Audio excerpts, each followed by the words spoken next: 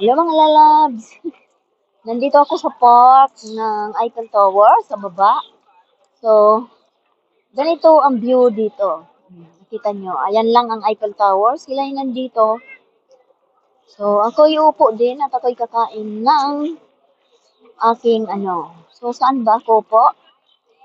Para hindi ako makita ng mga tao. Joke. Joke lang.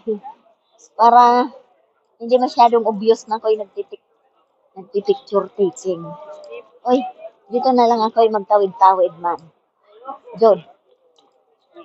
Uy, magtawid na sila. Uy, ako rin, tawid. Pwede man palang magtawid ng ganyan, guys. So, ayan, tawid na rin si Lola niya. MG.